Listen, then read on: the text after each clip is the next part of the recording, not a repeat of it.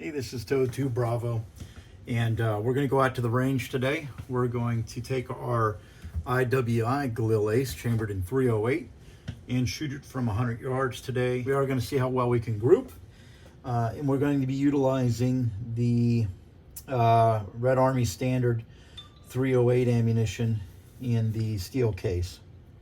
So without any further wasting of time, let's get out to the range.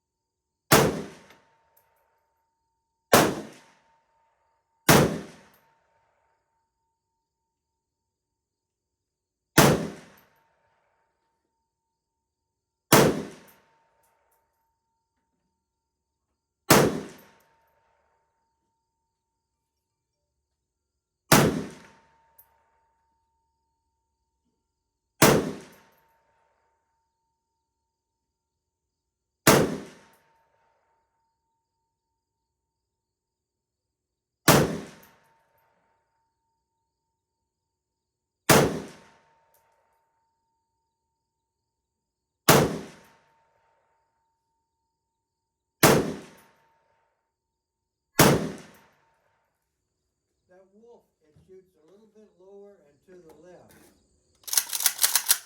Does it? We're back at the table, and the range visit didn't go as well as I would have liked it to have gone. When you're shooting at a club, or public for that matter, there are occasions when you have to share the range, and today was one of those occasions. Usually if I'm shooting at 50 yards or I'm shooting some running gun, I can pretty much do those things by myself, and I'm able to provide a better video. But today on the 100 yard, 200 yard, 300 yard range, I had to share with some other folks, some very nice folks, but so I wasn't able to do the commentary that I would have normally done while I'm on the range. So overall, our Galil Ace shot really well.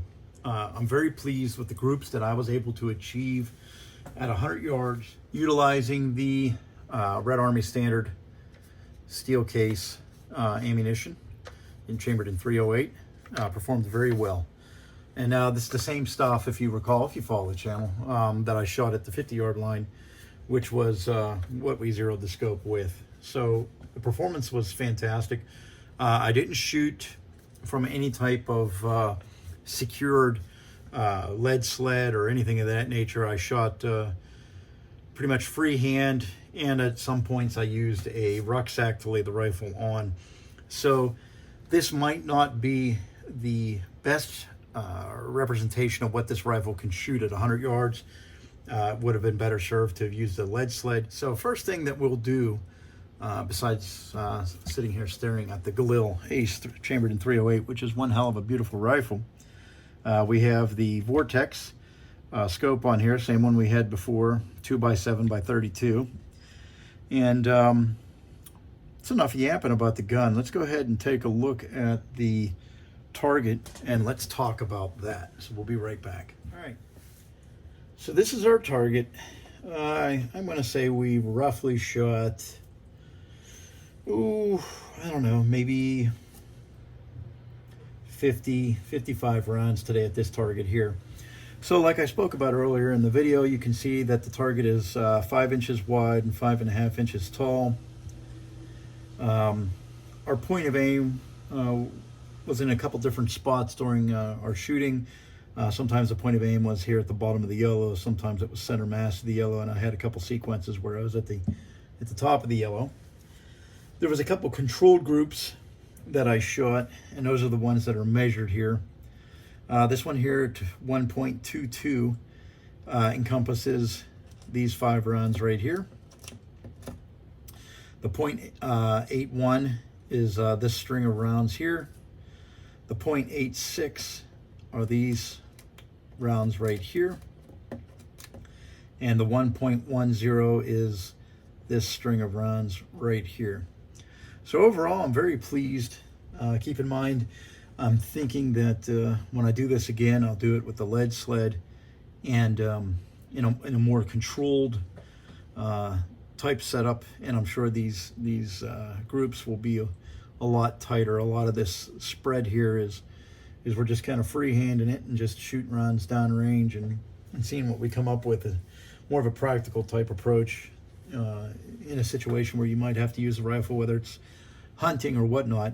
I think that's the type of situations you're going to find yourself in. But I think this is a pretty good representation of the accuracy of the rifle. So I'm very pleased with that. Let's go ahead and break away, and I'll go ahead and insert a couple of videos here of some shooting.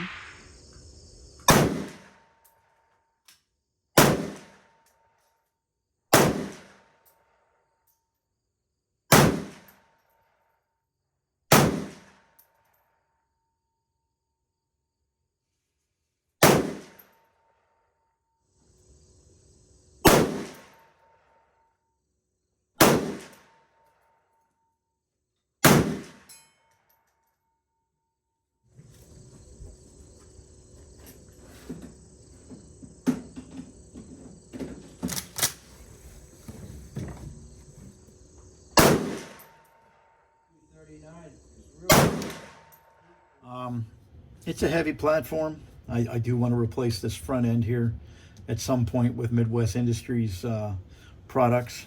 Maybe next month I'd like to do that. But overall, this is a great shooting rifle.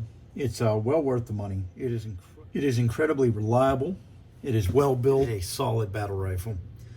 I have nothing bad to say about this than what I've spoke about in the other video, and that's this lower handguard here.